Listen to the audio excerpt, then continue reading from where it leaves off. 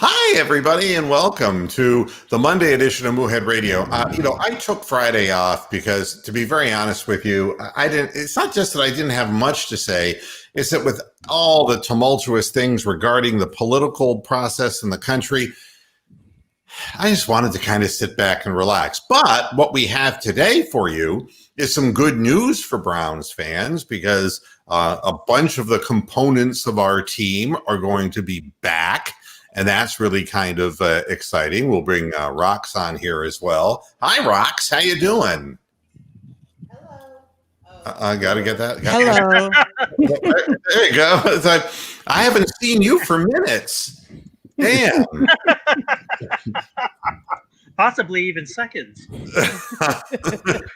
that the beauty of things? It's like, people are like, the design of your home Rox is remarkably similar. Yeah. That's what I thought the first time, but I'm just a dumbass. So, well, no, actually, there were a number of people who mentioned it. And then of course, once Amsterdam got a hold of it, he couldn't let go. You know how that goes. Before I get into the whole Browns good news scenario, I wanted to point out something that, I wake up in the morning and I notice certain things, like if the sun is rising in the east and setting in the west at the end of the day, then it's normal. Things that are, if Topaz is bothering me, and he wants his food, that's normal. There are certain things that become a regular part of life. And one of them is the NFL cheating for the Steelers, which happened again. It really nauseates me.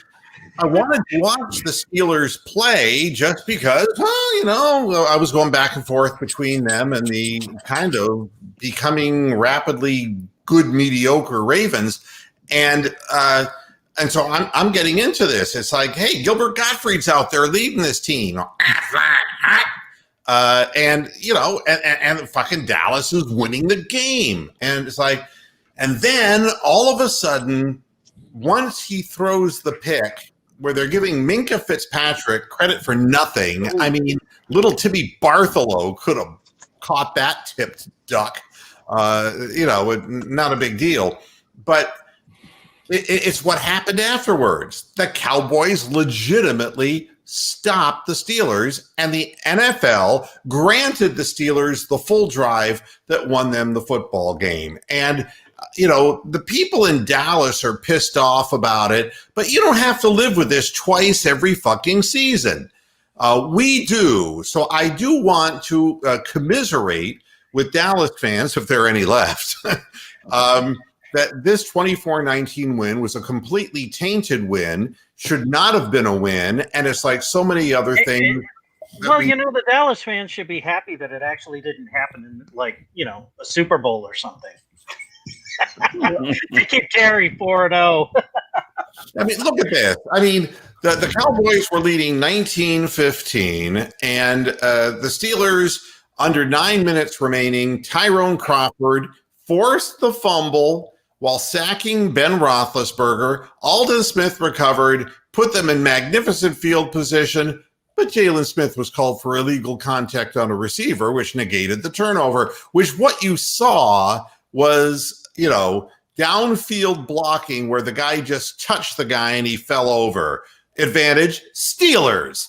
On the very next play after a 6-yard rushing gain, Leighton Vander Esch was called for unnecessary roughness after just lightly pawing at Anthony McFarland's helmet. But it was McFarland who instigated the whole goddamn thing by grabbing Vander Esch's face mask after being tackled.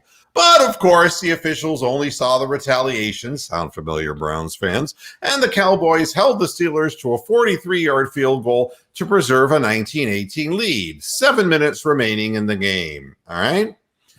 The Steelers next got the ball with 4:03 remaining because Gilbert Gottfried does a better animated duck voice than he really does being a quarterback, but still, Smith was then called for a questionable 15-yard roughing the passer penalty on a play in which the defense had actually stopped the Steelers on third down. what happened was he was blocked, and his open left hand made slight contact to Roethlisberger's helmet on a pass attempt. The contact was incidental and minimal. Instead of the stop, Pittsburgh got the ball at the Dallas 36 and eventually scored on an 8-yard pass to Eric Ebron. Their 2-point pass failed for a 24-19 victory, and the Steelers get what they need once again from the front offices of the National Football League. And it gets old, folks. And the fact is, we will never get through this. Never get through it. You'll never get a call. Nobody will let them lose. I mean, especially a game like this where honestly, I mean, it's like, did the Steelers kind of take this for granted? Yes, they did. They came out asleep and slumbering and not giving a flying fuck because they knew in the end that, that. Hey, Moo. You know what just happened? What just happened? Talking about Fat Lives Matter. Listen to this. This lady, right? So I get my food, and she's like, "Here, since you come here a lot, here's a coupon for a free taco." I'm like, gee, thanks. Practically calling me a fat ass. It's like when you go to Wendy's and they say, "Hey, great to see you again." Yeah, Exactly. Hey, Like you I don't assholes. need your card. We already have it memorized in the system. No. What's worse is back Here, let's just mainline you some cholesterol into your system. Can you see it? There you go. Look at you, free taco. Wow. Yeah. Well, it's no different than when I was 100 pounds heavier. I pull up to the drive-thru, go, "Mark, how you doing, buddy?" It's like I don't even usually go to this drive-thru. So, "Oh no, you're well known throughout the chain. God damn, you're on the wanted poster. Everyone wants you in their neighborhood. Damn." So your typical Steelers soft sell tainted win. Oh, tainted win. But anyway, I think a lot of that has to do with when they added Al Snow to their staff from the WWE to sell all those alleged fouls and fall down on the ground just like they were some kind of a jobber. So that's for all you wrestling fans out there. But going back to the Garrett Gilbert thing, he put up 19 points, and Baker Mayfield was only able to scrounge up 6. So he didn't play that badly. No, he was 21 for 38 for 242, I think, yards. I mean, he played exceedingly well given the set of circumstances, and that's why it's so pathetic that they just. I was counting on DiNucci playing, and then it was going to be like 41-3. Well, and then their kicker was about. They're looking to sign Austin Seibert now. Is that the deal? Because their kicker just couldn't make a few extra points to save his life. No, That really. ain't gonna help. No, that's right. They've got to give him a compass. And Britt, congratulations. I don't mean to burst your balloon or anything, but you know that there's a new Xbox system that is just around the corner. As a matter of fact, 3 days from now, that's going to be introduced. So basically winning whatever Xbox they gave you is part of an old supply that's going to be decaying in a warehouse somewhere because everybody's going to be buying the new Xbox X Series. And of course, Which now the looks PS5, like a mini fridge. and the PS5 is coming out as well. So, but still, I have an old generation Xbox, and it's fun as hell. You know, if you don't play video games, get GTA 5, put it into your Xbox system, and I guarantee you, you will be playing video games. All you have to do, it's really easy, is you change the name of the characters, you know? And so, like, for instance, if I were going through a rampage in Paleto Bay, we'll use that as an example. Anybody I shoot in the head, I'll call Trump. Or you could do the same thing and call them Biden, you know? And I could be your long-lost bodyguard. You could be my long-lost pal. I could call you Betty. Dump. Okay. If I can call you Betty. I never knew what the fuck that song was about. Paul Simon. That was the only time he ever used acid, I think. It's like, what the hell does that mean? At any rate, looking at the Cleveland Browns, what's different about the Cleveland Browns today than it was? Well, I can tell you, for one thing, we're not in the playoffs. That would be the Miami Dolphins, folks, who took over the number 7 spot. with a big win over the seemingly snake-bitten Cardinals, 34-31. And they're the team that is going to be the new, let's get excited about the rookie quarterback team, is Tua Tagovailoa. How do you pronounce his last name? Tua Triskaidekapobia. Tagovailoa. Yeah, Derek got it. And you're Yeah. going to have to get used to that name because his brother is coming out of the Big Ten. Tagovailoa. What the fuck Yeah. is that? Yeah, I don't know, but Tua. He's a heck of a good. I mean, this Doing a good job. quarterback class between him and Burrow, it's definitely no. Oh, and Justin no Herbert. point, yeah. Oh yeah, Herbert as well. It's Yeah. a heck of a quarterback class compared to It's some of the turning other out ones. it's really turning out that Like way. a couple of years ago. I'm looking at the Dolphins throughout the season, and they haven't been a pushover on anybody. The opening week, they lost 21-11 to the Patriots. They lost 31-28 to the Bills, and the Bills have just been, with the exception of two what appears to be outlier games, got back on track yesterday at 7-2. 31-28 is a respectable score. They crushed the Jaguars, as is everybody's desire in life. They lost by 8 to the Seahawks, who have been a little up and down, but I mean, the Seahawks are a good team. They beat up on the hapless 49ers, who just don't have anybody anymore. They shut out the Jets, which, okay. But then they came back and beat the Rams. That's a real win. And the Cardinals, a real win. So they're now the number 7 team. So, like it or not, that's what we got. The Browns, well, Nick Chubb is designated to return from the injured reserve list, and he is practicing with a full knee brace. Myles Garrett and Wyatt Teller are returning to practice as well, and Jacob Phillips is back as well. Meanwhile, Jack Conklin was missing on the field Monday, and Joel Bitonio is on the stationary bike, and Jacob Phillips also returned, as I said. And then, of course, Austin Hooper will play this week after missing 2 games due to an appendectomy. However, Baker Mayfield's nowhere to be seen yet because nobody really knows for sure whether he's COVID positive or whether it's just that he's got a risk factor because he came in close contact with somebody who was declared positive. Does anybody here have any further word on that? Because that's going to be huge. The alleged story was the second one, that somebody in the Browns organization, a staff member, came in close contact. Yeah, tested positive, and that he is being held out until he gets a couple of clear tests.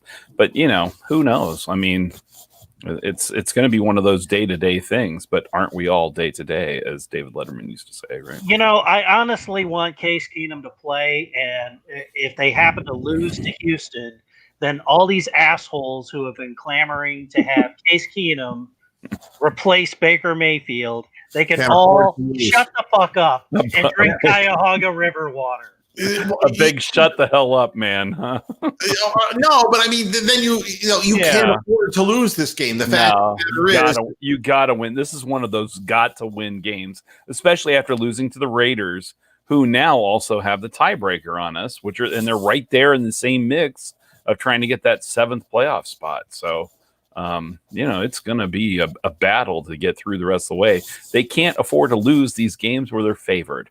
I think that's where it's at. Rox, you were so snarky sometimes. That's just absolutely snarky. Is that the one you won in 1985, Rox? Why are you picking out mine? Oh, Where's you find the M's? Don't worry. Hey, Brett, I was genuinely happy for you. I mean, I know you don't really, it's not every day that you get to win something.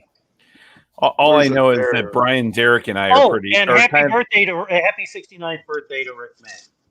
So I see him in that. I was going to say that Brian, Derek, and I are kind of jealous about this 32 chocolate bar thing. I just want you to know. Well, that's the thing. I mean, you want to know the funny thing? She won 32 chocolate bars last year. They didn't have to ask for her address. They just shipped it to her. All right. Enough of that. I know. Yeah. Happy birthday, Rick. Happy birthday. Birthday boy shows up. Happy birthday to you. Happy birthday to you. Hey, Happy harmonize it. birthday, Harmonize Rick it. May. Harmonize it. Happy There birthday to you. Welcome to She said- Moohead Radio Karaoke. She sounds like the triple-headed chick from the Battlestar Galactica premiere. Wait a minute. Uh-oh.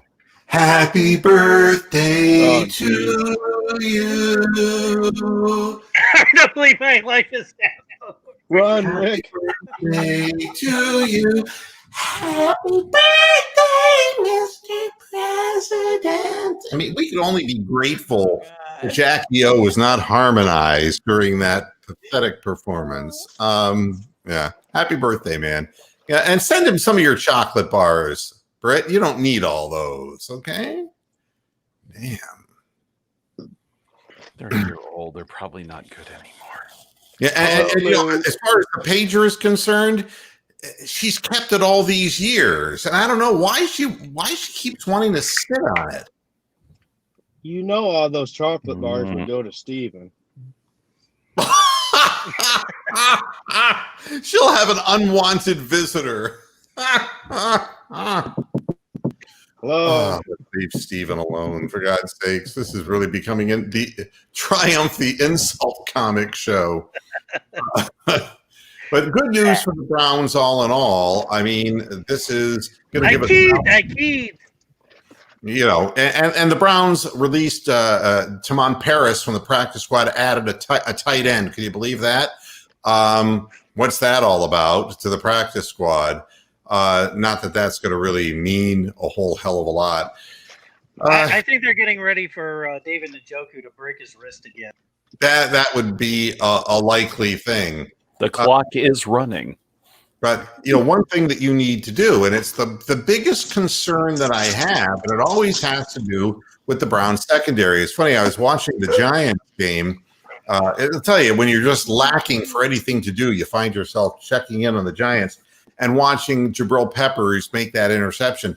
And you know your secondary. Oh, and I do feel bad for him about that. That is what ended up being a low hit on Josh Allen. He got blocked down and basically slid into Allen's ankle. I mean, I'm checking Derek out here. He's found himself a spot on the side. What are you, jerking off in your car, dude? What's the story with this? Just found fast food time. Well, I'm done now. What did you order, by the way? Well, they have it literally just came out. It's like a cheddar chalupa or whatever. What they did was they took like the shell and they like put cheese and like fried it. I don't know. It's good. Fried and cheese. Yeah, you had me. Sounds like a winner. Wow. Ding, ding, ding. But, you know, the thing that scares me is we're playing a quarterback. Okay, a team that has a good quarterback. And we have, you know, when Jabril Peppers is an upgrade over any safety you have on the field, and he didn't have the foggiest notion what he was doing in Cleveland, but then neither did anybody during that whole period of time. You know, we're really lacking, and Deshaun Watson is going to have an opportunity to pick this team apart. Well, he really was playing out of position because they had him at free safety, and he's not They a free had him safety. 30 yards behind the line of scrimmage. Yeah. I don't even know what That's that because was. they had no foot speed at all at defensive back. And They I had mean, to play him that far back. yeah, at Michigan, he played all over the field. He was up there, and you know, I He's said playing that, a lot of different and I stuff said that word. there too. And you can see this definitely is D-bag, because you can see what he's honing in on is always rocks. He's a rocks predator. That's what D-bag is. He's not here for football. He's here for fun bags. All right. Well, then it's a good thing that Joe has his email. Oh, God. At any rate. But the Browns need to control the ball, but you really don't want to be in a close game against a strong, physically strong quarterback when you have no pass rush and no secondary. The Browns need to use their running game to wear this team down, but we got to get that ball in the end zone. And I don't know. I know what the weather's like down here. I don't know what the weather's going to be like. What is it like right now in Ohio? Right now, it was it set a record high today of all wasn't it time. about It was 60 or? It was actually It in the was 70s. 80. It was, in Columbus, it was 75. It's supposed to be that way tomorrow, but a cold front's coming in on Wednesday, and we'll go over here to the map. But anyway, it's going to be more seasonal again, so it should be about in the 50s if it What holds part of up. Rain Columbus are coming you? in downtown, actually Upper Arlington. Oh, So, okay. I used to be downtown. Now I'm in UA. So, but yeah, it's supposed to be, if it holds true, the rest of the week is going to be seasonal. So, so hopefully it just won't have that same kind of wind that we had before, and that's kind of more what we're trying to hope we didn't have that. Right, something we haven't seen for a while. Madonna Piranha. Here we go. Shit. That was just too 3D for me. I'm sorry. Yeah. And so I don't know what We're the gonna need a bigger boat. Yeah, what the weather's going to allow us to do? We got to stick that ball in the end zone, and we have got to force Deshaun Watson into making some mistakes. And I don't know how that's going to happen, but we'll see as we get closer to the game how that might play out. He's going to run all over him. That's what he's going to do. That's just it. I mean, we can't contain any quarterback. And I'm watching teams play quarterbacks and really doing a good job of containment. Teams that we've played, but all of it is making a whole lot of sense to me. It was like watching the Chargers, manage to lose in the end of a game, and watching the Colts end up, all of these games that we're seeing, it's almost like it isn't that it's all that predictable, but I mean, you take a look at this and say, well, the Packers whacked the 49ers, who are just a big pinata right now. The Broncos and the Falcons played a really close game because they're basically the same team. Terrible. Yeah, and the Bills and the Seahawks were running up the score, and neither team could stop the other. The Bears, they are who we thought they were. 17 points in the fourth quarter. That's all they could get. Oh, to do da day. And, Nick Foles throwing 52 times a game. My God, he's not going to be able to jerk off tonight. That's the other guy, that John King from CNN. He's not going to be able to jerk off either. Him and that goddamn Matt that constantly doing this motion. And if we put the votes here, and if you put the votes here, and we slide this over I here. thought you were talking about the other dude from CNN that got caught jerking off. No, that's really disturbing. That's really disturbing. Dumbass was on Zoom just beating it, acting like nobody was seeing him. Yeah, it's a lovely. That's I what hate happened when I do that. Yeah, I know. It's so embarrassing. And That's why Brian's got his camera off. That one show you did at Hammer Time and you didn't realize. I know, and I got the warning from YouTube and the whole thing. But the Titans were the Titans. They scored 24 points and won because they gave up fewer, and the Bears lost because they didn't score enough. That's just what it is. The Colts played the Ravens pretty damn tough. They really did. But in the end, the Colts could move the ball down the field. Phillip Rivers was his usual 25 for 43 for 227 yards, had one really bad interception, but they can't stick the ball in the end zone. That's consistent. The Chiefs, I don't know what they're doing giving up 31 to the Panthers, but they did win. The Vikings, the Lions might as well be the same exact team. Well, the Panthers had their offensive weapon back in McCaffrey, so that's why. Yeah, 18 carries for 69 yards. You shouldn't be giving up 31. Yeah, but he also had some crucial pass catches too. Yeah. And then the Lions and Vikings. I mean, the Vikings outscored them. The Vikings, it's like, when we want them to lose, baby. we want them to lose because we want to get a good draft pick. They start winning. That's just the way that goes. And then somebody had to lose. Dalvin Cook didn't get the memo. Yeah, Delvin Cook is going bananas up there. Oh my gosh, the guy. 38 points. Thank you. I had him last year on my team, Brian. He was pretty much the only reason I made the playoffs. And you got to feel terrible for Alex Smith.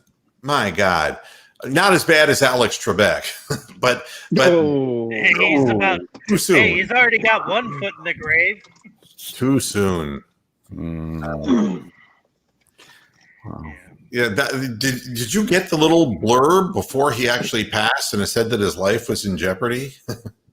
Oh my God! I know it's too soon. It's way too soon for this kind of thing. But yeah, we actually watch. Weird Al could not be reached for comment.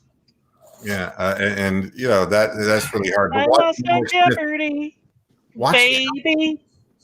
Watching Alex Smith come back from that. Come on, Roz, you're ready. Come on, Rox, you got this. Let's go. And see, I really need a mic stand because I'm missing all my cues here. All right, here you go. Great in band. Go ahead. Our love's in jeopardy, baby. No, I was singing the Weird Al parody. I lost on Jeopardy. Yeah. Oh, okay. You were doing the parody of it. I don't know how we couldn't figure it out. But the Giants in Washington. It's not what your mother said. All sitting up on a tee, man. Quarterback gets injured. Alex Smith comes in, starts completing 85% of his passes, gets him back into the game. And it was like, oh, man, and they're going to get the ball back one last time. And he throws a horrible interception. I don't know what in the hell, thrown across his body to the middle of the field, over the guy's head. It was terrible. That's the one that Jabril Peppers picked off. And so, and you could see poor Alex was just cursing himself on the sidelines. But that game is what you thought it would be, a 2-6 team against a 2-7 team, and somebody had to win, you know? The Texans. I think Daniel Snyder called that play in to make sure that they got a better draft pick. I think that's what that was. And then the Texans beat the Jaguars, but barely. But once again, someone had to win. And Jake Luton was the quarterback for Jacksonville. I mean, Luton. And he was 26 out of 38 for 304 yards. And I don't know how that happens either. And then what I was talking about after we lost this last game, the Raiders barely beat the Chargers, and the Raiders are just, getting by. Just getting by is what it amounts to. And, that's the difference between a 5-3 and a 2-6 team. That's what it comes down to. That's a game that needed to be won. And then all I can tell you is, if the Browns do end up beating the Texans, they're going to have the same record as Tom Brady's Buccaneers because the Buccaneers just didn't show up. That was just actually, I actually enjoyed watching that. As bad as what the situation was, I turned it on and I'm just like, oh, it's like watching when train wreck or like two dogs on the side of the road or something like that or whatever it was. Thrashed. Yeah. They were thrashed, man. I mean, and so that was kind of an odd outcome for a game out of the whole bunch. Nobody would have picked that to happen. But the Saints are 6-2. And the fact is they've been playing good football lately, but not like holding Tom Brady to 3 points. And, Antonio Bryant, yeah, he's a Buccaneer now. Hey, aren't you happy you brought that on board? He had 3 catches, and that matched how many points your team had. And, will it pay off for them in the long run? I can't imagine how it would. I don't see how adding some of these players who have known difficulties makes things better for teams. I just, sometimes you leave well enough alone, which brings us back to the Browns, who did nothing at the trade deadline. Ugh. Ugh is right. That sounds like a Yiddish word. Ugh. Yeah. There was definitely some issues there. Yeah, and one of the things they said that about even the Texans were actually in play, and they said pretty much almost everybody is on the table. Go ahead, grab somebody. But I'm sure everyone was trying to get more than what the real market value was for people, because and I think part of it is people are worried that they might get shut down because a team could get sick or half the team gets sick, and all of a sudden, who knows what. So do you sell out to make the playoffs, or what do you do in the long run? But to make no moves at all, and then the Steelers get better when they lost Bush, and then now they bring in another linebacker who's good. What we didn't need that. I mean, here's the thing, though, that's of interest. They're obviously, they can't be pleased with their roster, but at the same time, the way that Andrew Berry is looking at this is, and I think the way he put it is, not a great performance in the first half. It was something to that effect. It was something to the effect of basically pretty, the start was nice, but not an accomplishment. That's his exact quote. And I agree. I mean, 5-3 is fine. 6-2 would have been better. I would have expected to lose the 2 games we lost. I'm still bitter over losing to the Raiders. Especially the way we lost. That's not good. But the team has holes in it, and if you could have picked up one piece, it isn't about the playoffs. And I think that fans have to sit back and say, we've got to construct a team and a full roster here. And you can only do so much between the draft and free agency and development of people who are already on your roster. But the truth of the matter is the team doesn't really think enough of players like Rashard Higgins to really consistently give them a ton of snaps. They are heavy in tight ends, and we don't have any depth at the wide receiver position. And then there's, of course, our defensive line that's starting to look like a sieve, and our secondary, which is worse than we could have imagined. And the linebackers are as bad as we knew they were. So I think you have to draft your way and free agency your way out of this in one season. Go ahead. You did leave one person off that was practicing, I believe. Myles Garrett is practicing. So but we know what Myles Garrett is. I mean, we know he's going to have 4 or 5 plays where he looks like the number 1 pick overall. Then he's going to have 4 or 5 plays where you're not even sure he's on the field or not. Well, so it's just that's Myles Garrett. I mean. Well, either that or he has respiratory problems, because he is out of gas so much when I see him on camera breathing hard.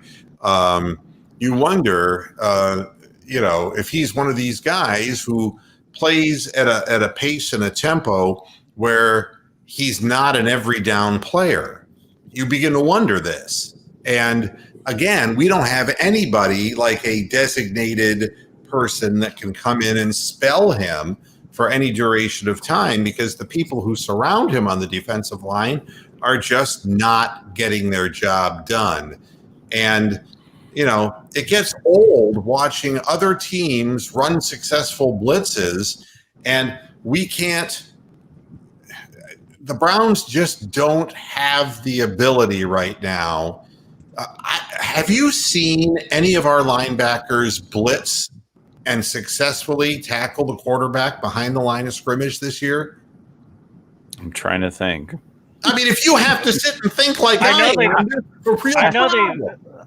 know they've blown up a couple of running plays, but I don't think that the linebackers have sacked anybody. Not the linebackers. No, you've seen some corners and safety type blitzes, but the DBs, but you don't. The linebackers have been kind of nondescript all season. Every now and then they'll get a play in the middle, but you certainly haven't heard their names very often. You don't, it's kind of like, whatever happened. It's now you really wish you had a Joe Schobert, or, it's like Those Yeah. kind of guys would have paid off in the at least this year. Maybe Yes, they weren't right. the long-term picture, but I don't know. Yeah, and we gave away and got rid of people and didn't pursue people who are clearly better than what we've ended up with. And I mean, whatever happened to Mac Wilson? There's a guy who has just become Mr. Invisible. And, Injured. there's no, but that's incredible because linebackers getting into the backfield is part of the way this is done. No, that was Fran Tarkenton. Having somebody who is can be an edge rushing linebacker, a guy like Dupree for the Ravens. Okay. Where's our guy like Steelers. that? Or the Steelers, I'm sorry. Steelers. Yeah. One of those Yeah, damn- they need to find like a Kevin Green who's somebody at the end of their career. When the Steelers got him, he was at the end of his career, and he was just a part-time pass rushing guy, but still ended up with like 10 sacks at the end of the season. You're like, how the fuck did he do that? He plays like 8 snaps. And Dupree might be up to be able to sign next year. I think they just franchise tagged him, and they won't have the money to keep him. But one thing But everybody is going to have a reduced salary cap next year. You think you have all this room, but you really don't, because they're going to undercut it by like what is it, $30 million or something like that? 35 million? because no fans. No revenue. Yeah. I mean, I'll be honest with you. And that was a big reason why Barry didn't really want to go after anybody that was going to have a giant contract on the defensive side of the ball, because he's being fiscally responsible, and the fans have to understand that any one guy he could have gotten. Go ahead, Britt. You can show your stuff, your wares. There you go. Look at that. You make that stuff? Is that the Bill O'Brien retirement home? Gotta go on off mute there, Britt. Yeah. There you go. There's just something I'm working on for a market that's coming up next weekend. Wow. So, I mean, how long does it take to make one of those things? Well, the little birdhouses were already made. I just bought them, and then of course I'm painting them. I'm kind of in the middle of painting them right now. Ah, okay. What is the significance? Show us the first one. What does it mean? What does the painting mean? Okay, well, this is just the Texans logo. And that's what's cool about that one is that you can turn it the other way so nobody has to see the Texans logo. Go ahead. And then this one is going to be Grinch themed. Ah, there you go. Oh, I like that. Yeah, that's pretty cool. Good for you. Yeah. So that's see, we have creative people here who watch the program. Unfortunately, not the person who delivers the program, but the people who watch the program. Yeah. The Cowboys market drying up a little, though. Is it kind of? What Cowboys market? My goodness. I mean, when Jerry Jones is speechless, you know damn well. I mean, what is there to say? It's like the Cowboy players don't wear anything that says property of Dallas Cowboys or Cowboys athletic department. That's all. They've all gone to Mumford. You know, one thing about you were talking about having the edge rushing linebackers. Yeah. And part of the reason why we don't do that is because running the 4-3 that we do. But we didn't have them when we were running the 3-4. Well, when we ran the 3-4, we didn't have the linebackers to do it for some unknown reason. They decided to do it anyway. And that was we were at a deficit there. And then they're like, well, we're going to run a 3-4. So you already don't have enough linebackers to run with 3 of them on the field. Now you want to try to come up with a 4th one. It just, it seems kind of crazy. And I don't know what the answer to it is other than hoping they can, find some diamond in the rough again on the defensive line that can kind of show up here and there and do something. Didn't they try to make a waiver move on a wide receiver and got outbid by the Giants. And nothing would surprise me. I mean, right Yeah. now, I mean, the Giants had a worse record, so they got a better shot at it. So yeah, I mean, nothing really illustrates the whole thing about the vast middle that I keep talking about. The NFL is the exact opposite of American political life. There is this vast middle, and it's the odds of the Browns making the playoffs. Of course, it changes from week to week, but you take a look, the haves and have-nots. The Bills, the Dolphins now 7-2 and 5-3. The Patriots are 2-5. The Jets are 0-8. And then you see more in the vast middle. The Raiders are 5-3. The Ravens are 6-2. The Browns are 5-3. The Colts are 5-3. The Titans are 6-2. So there are all these teams, with the exception of the Jaguars, who just aren't very damn good. The Texans have not been very good. The Bengals are trending up. The Chargers are Herbert is gonna click eventually, just like Joe Burrow. The Broncos, because they're just injured, you can't say anything good about them. The Jets will never be any good. The Patriots will beat somebody this year. But there are a lot of teams vying right now for that seventh slot, and there's not much that separates them. The fact is, with the Browns, there was an article that I thought was so stupid. It says Baker Mayfield must beat Carson Wentz and Deshaun Watson. I mean, that's such an ignorant statement. We have to beat the Eagles and the Texans. And I don't give a shit how we do it. And I'm not comparing. I mean, for one thing. Well, they act like Baker Mayfield plays fucking defense. The whole thing doesn't make sense to me. Carson Wentz and Deshaun Watson are kind of similar kinds of quarterbacks. Carson Wentz is a little bit, since his injury, a little more pocket presence and playing for a not very good team. But if you give him time, he'll kill you. And Deshaun Watson can beat you with his legs and his arm. And the Browns defense has to find a way to confuse these quarterbacks. With Wentz, they have to manage to put a pass rush on him so that he can't just stand back there and pick out who he wants. With Watson, it's a lot harder because you have to contain him. And this notion of giving up, 18, 24-yard quarterback draws has to quit when you're playing a team like the Texans. But right now, that's, the Browns every week. It's the defense that has to, when the one time the offense plays poorly, Baker Mayfield's going to take shit for 5 weeks. But the defense hasn't stood up and risen above anything all season long. And that's how they're going to win. That's how they're going to beat anybody.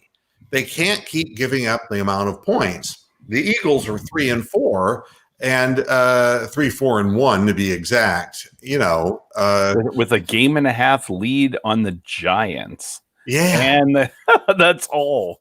That's all. and the Cowboys. And the Redskins or whatever, the New York football or the Washington football team. I guess they got what they only have one loss less. So, but still, I'm like, incredible, absolutely incredible that as bad as that group is over there in the AFC least, as some folks would say. So the thing is, and somebody brought up that in the NFL, I mean. If Baker Mayfield ends up testing positive, I mean, COVID is just really starting to rear its ugly head in a big way. And I know down here in Florida, we're back up to 6,200 cases in a day. And what's amazing is the testing is so much less than it was. I hate to think how many cases there really are in Florida right now. A guy who lives next door to me is telling me he's from Chicago and that Illinois is through the roof. Ohio is setting record. That would be the worst place. That and California would be the two worst places to get sick because the fucking government is so underwater. Yeah. Yeah. And I'll tell you this, that it's going to affect the NFL in some meaningful way. You can't dodge this bullet. And it's not just the NFL.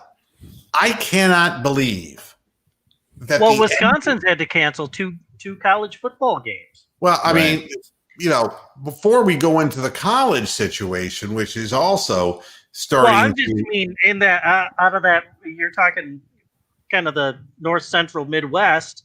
Yep. So It's gotten off the coast. it's very moved it's its very way. easy for it to hit the Packers, hit the Bears, hit the Vikings. Yeah, So especially as it gets cold and people start going back indoors again. Yeah, or as what somebody would say, red states. This thing doesn't discriminate. But a lot of the areas that are getting hammered right now didn't see the wave that we saw in Florida or that people saw in New York. We're getting it a second time because we have the goddamn people from the Midwest coming back down here for season, and we're going to get hammered. What I can't believe is the NBA. Yeah. I mean, what are they thinking? I mean, how many injuries are they going to pay for these? I mean, the season just ended, and now they're going back December 1. Yeah. Yeah, I mean, they're getting right back at it. And they're going to go right back at it in an escalating COVID environment. Right. I mean, they were kind of the model, citizens with the but that's bubble okay and because everything Joe's they going to did. just clap his hands and make it all disappear. Yeah, I don't think that's going to happen either. Nobody is going to snap their fingers and make this thing go away. And, again, the bottom line in all of this, teams like the Cavaliers haven't played for 5 months. And we're going to start on December 1st and start the season on the 22nd. It's like, oh, come on. I mean, what kind of caliber of play are we going to expect? And, and a 72-game regular season after what happened this past season that just ended, look, what do you want to do? You want to put LeBron James in a fucking wheelchair? I mean, there has to be time off. And the greed just becomes so obvious that they're not thinking long term. I mean, I can't blame the Cleveland Browns if they said, well, we're not going to go out and spend all this money now when we need about, 10 or 12 players on this roster. And I don't mean special teamers. I mean people who are going to contribute, so we're going to do it over time. That might be considered a good patient outlook of things, but this is not sensible. I don't know how they're going to do this.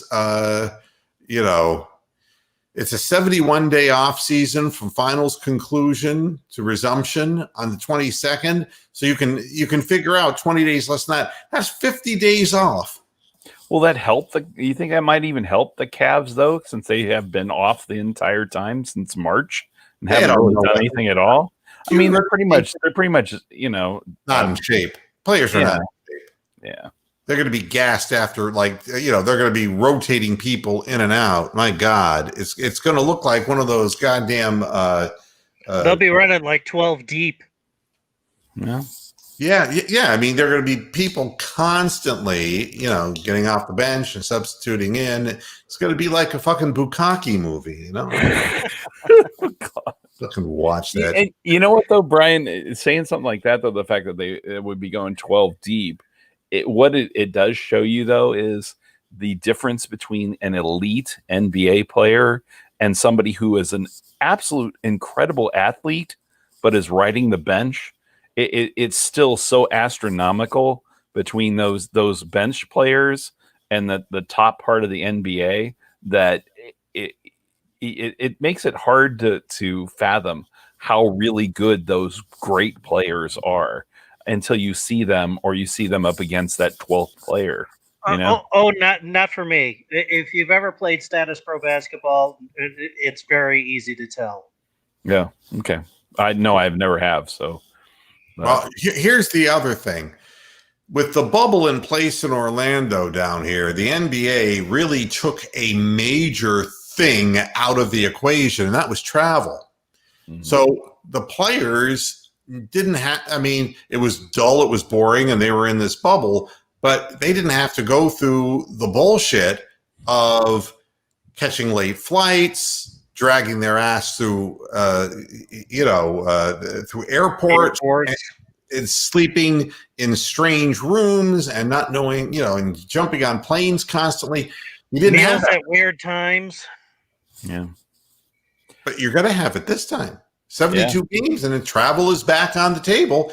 And, it's going to just rip players to shreds. I mean, that's just no good. The college thing that Brian was referencing. So Mississippi State's issues with COVID, that's the Auburn game is postponed. All right. So, and that's, and then to make matters worse, the Alabama LSU game is in jeopardy. Sorry, Alex, after the Tigers COVID-19 tests. And that, of course, is, well known at this point. Is there going to be a game? And if so, is LSU just going to have to put a bunch of, what would be the terminology in Star Trek? A bunch of red shirts. Oh, red shirts. That would be correct. And we don't mean freshmen, folks. We mean the ones who die, the ones who are eaten by aliens or whatever. But it's having a massive impact, and it's going to have more of an impact because, it was good news, by the way. I want to point out Pfizer was helping its stock market value, but they're claiming they have a vaccine that is so far tested 90% effective, which I find a little hard to believe because the average flu shot has 30 to 50% effectiveness. And how they managed to do 90% with this one particular virus, I'll believe it when I see it. But with that still said, the earliest rollout for the vaccine, which, by the way, is going to be a 2-shot vaccine. It isn't just one shot. You got to get kind of like your dip tet there, huh? Yeah, like a double shot of my baby's love. Two injections in one. Going back to that Bukkake reference again, aren't you there? Yeah. Sometimes you got to swallow more than your pride there, Hammer Time. Booyah! Hey now. Ooh, it's a dip, brainy. Hey now. But at any rate, it's There's a little more glaze for that donut. the college football right now and the pandemic. The earliest they can get this out, like I was saying, is going to be spring of 2021 with a realistic view sometime between spring and summer of 2021, which is really what we were saying all along. The 50 million doses that they will have in America by the end of the year is what Pfizer is saying. But that's going to be for frontline people because anything is divided by 2. So you understand if there's 50 million, there's 25 million actual dosings of this. And the one negative thing that I heard about this, and I don't want to put a damp blanket on this, but that this particular vaccine has to be stored at extremely low temperatures, which is going to increase the costs associated with it. The good news is Pfizer has stated that people will not have to pay. It'll be a free vaccine if you're willing to risk the chance of growing a second head or losing an arm or a leg. But the bottom line is that you're not going to have to pay for it because the governments around the world, that's how Pfizer's making their money, is through the international sale to governments of this medication. How's the government get their money again? They get it from us. Okay, never mind. There you go. So you are really indirectly or directly paying for this. But this isn't a political thing. I'm hoping that this is real, but there are other companies still, and they're saying that this might be the initial go-to, but that the storage at temperature issue might lead another company into the door if it's more practical to be able to keep this stuff for periods of time. So with that in mind, let's hope that they have something for us sooner as opposed to later, because, and it's not because of sports and football, folks, but the fact is that the virus is gaining ground, and it is because we fucked around and we weren't serious about what we were doing. And thank God we have a better understanding of how this disease progresses. I wanted to point out one thing because, I'm not a medical person. I love to do reading about it. My neighbor, the former CEO of Rush Memorial Hospital in Chicago, Illinois. So this guy, big honcho guy, and not like Derek, not that kind of a big honcho guy.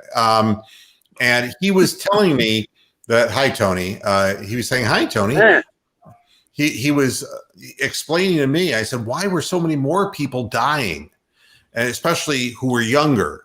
And that the deaths now are almost all in people who were either extreme pre-existing conditions like, chemo wiped out from cancer, or elderly, really, really seriously elderly.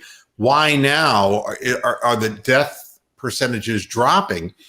And what he said was the first thing that they were doing before, when people were going into respiratory distress, was rushing them in on ventilators, which was the worst strategy in the world, because the ventilators promote pneumonia. And that's why you were seeing so many people dying of pneumonia. It was because the ventilators, we had it backwards. We said, God, by the time you're on a ventilator, man, there's an 80% chance you're not going to make it. The fact of the matter is, when they put the ventilator in you, that created the 80% reason. And now you don't see ventilators. And of course, we went out and bought 80 million ventilators, along with about 160 million kazoos, things that we didn't need in the long run because we didn't understand this. And the reason is because we didn't take it seriously. We didn't listen to what scientists were saying. We just kind of were slow behind the curve.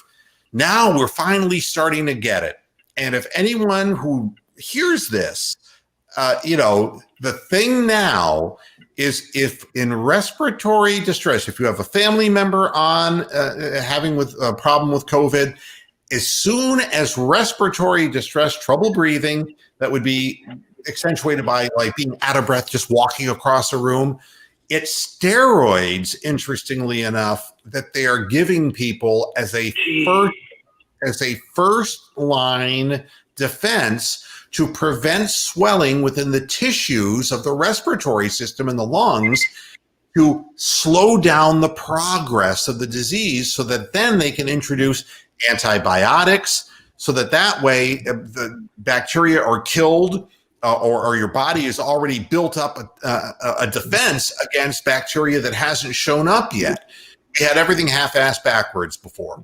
So there's so much more to this than just a vaccine. It's like, I'm thankful that fewer people are dying from this. And it was governors like Cuomo that were ordering the millions of dollars worth of ventilators.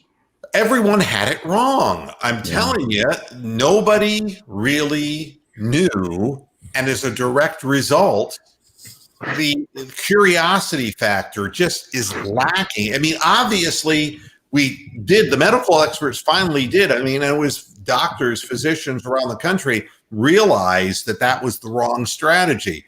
But, again, we're getting a huge influx of this. And I'm not going to name names of people who said it's just going to go away, because those people, all of the people, not just one, all of the people who said that are stupid. They're just stupid. They don't understand how these things proliferate.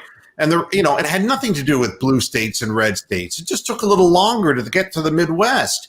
And I don't want to say, I grew up in the Midwest. I don't want to see people suffering this way in Iowa. Well, except for the Sac Air Base that was inundated with the cruise ship people. Yeah, and a lot of it had to do with close quarters. If you notice, a lot of those places that got it bad to start with, they were larger cities.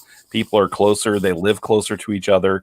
And when we get to the Midwest, people don't it's much more suburban. People don't live on top of each other, and that's the thing that probably helped those states a lot and will still help them in the long run from keeping it going if they go through and follow up with what they're supposed to do. I have two friends who've been affected by it rather severely, spent serious time in the hospital, and they have lingering health issues from it that they believe came from it. One has some heart issues, and the other one has some serious respiratory issues they're still trying to recover from. So that's the thing. It's like the thing that keeps on giving. It's, it keeps For on a lot going. of people, it's a lingering thing. I go back to the time I had H1N1, and it was 30 days that I was coughing, and they finally, that backed off. So, I mean, there are lingering effects from a lot of different flus, but this one, because of clotting issues and things that they don't still fully understand, there are lasting, in some people, lasting problems or lingering problems of weakness, fatigue, or whatever. That people don't fully recover right out of the, like after a week or 10 days. It goes on much further than that. And no, you're getting this wrong too. 90% effective in the world of vaccines would be incredibly good. Incredibly good. I mean, if this were true and this vaccine is 90% effective, I don't care if we have to store it in a fucking igloo up in Antarctica. The fact of the matter is you get that bad boy onto the market, because 90% is virtually unheard of in terms of vaccinations. That would be, and again, we have to understand the math of these types of things. But right now, as we're talking, that's today. In 2 months, it will have mutated at least 3 times. Right. So it may not be. That's why the effectiveness keeps dropping for some of these different things, and why getting a flu shot is basically useless. Yeah. Getting a flu shot is an insurance policy for some people, and it's predicated only on the guessing of which strain of flu is going to come up during the flu season. And again, like you said, what kinds of mutations take place. The last thing I wanted to say is it affects everybody, all right? It affects the rich, it affects the poor, the privileged, the underprivileged. It affects people of color and Caucasians. It affects everybody. And it affects some. It affects people of color, but it also really affects Native Americans. Yes, I mean, well, there's no question that, and obesity too is a primary problem, not so much in death now as it is in the lingering problems and the development of other potential health problems because of this later down the road, they're suspecting. But this is what has happened today. All of the political stuff that I'm steering clear of, but the guy who is overseeing Trump campaign's legal challenges just contracted COVID. So this is not something that is just affecting people out in the middle of the wilderness somewhere in the Midwest or people that you don't know. This is affecting a lot of people and is altering the course of our history. And it did alter the course of a political election in many respects. So this is serious stuff. And I still urge everybody to be sensible and to be safe, because right now, don't gather with family, especially with kids. Don't do it. Don't do it. It's as much as you love your grandkids, don't do it, because that is an easy way. And Thanksgiving and Christmas are logical times of contraction of these types of things. When big family gatherings happen, please keep yourself safe. If it's 1 year that you miss, it's 1 year. We can get this under control during that time, but don't do that to yourselves or to your family. That's not good. So that's it. I've spoken my piece. We're going to be back again on Friday, and we're going to talk specifically about the Browns and the Texans, who's going to be playing and who isn't, what chance we have, and our picks. So It was good seeing you again, Brittany, and we even heard you chuckle and talk a little bit. So that's like really in and of itself amazing, and it made Rox. There's your Christmas in November. Hey, we got to hear Rox sing again, which is always a Yeah, go ahead. Before we go, Rox, whatever harmonization of any song you want.